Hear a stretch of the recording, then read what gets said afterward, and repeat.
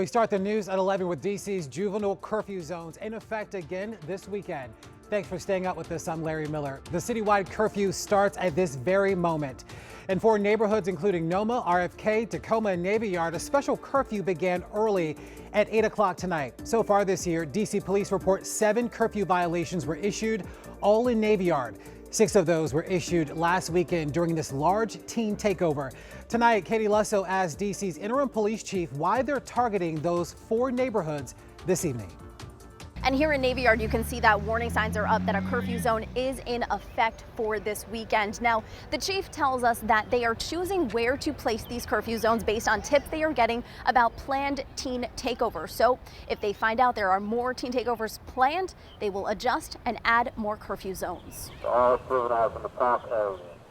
Curfew is 7 o'clock. As the sun set in Navy Yard, DC Police and the National Guard gave warning. It's one of the 4 curfew zones put in place this weekend. There's social media postings that in each one of those locations, there's going to be a teen takeover. The zones include NoMa, RFK, Takoma, and Navy Yard. And in those zones, kids younger than 18 are not allowed to gather in groups of 9 or more. What we see in the past is when we get these very large groups inside one area, that it results in violence or disorder. Earlier this week, we attended a youth town hall in Southeast. The kids admitted they weren't the ones acting like this, but said the curfew isn't going to stop those kids. These kids out here, they don't care. But say that behavior does hurt the good kids. Because youth do not get listened to. I feel like adults are always trying to speak for us, and they're always putting a negative title on it. What is the message you want to send to them, and are you including them in any of your decision making? Sure. So we want young people to feel safe. And what we see in many of these teen takeovers, the individuals that are victimized, that are robbed or assaulted, are other young people. As far as including them in the decision-making process, we do have a Chiefs Advisory Council that I meet with monthly.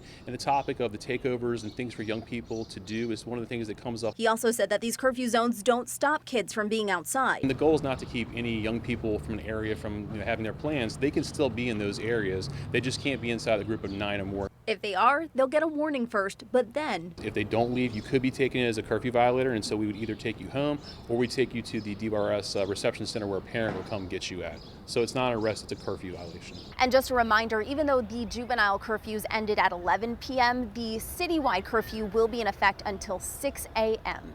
In Navy Yard, I'm Katie Lusso, WUSA 9.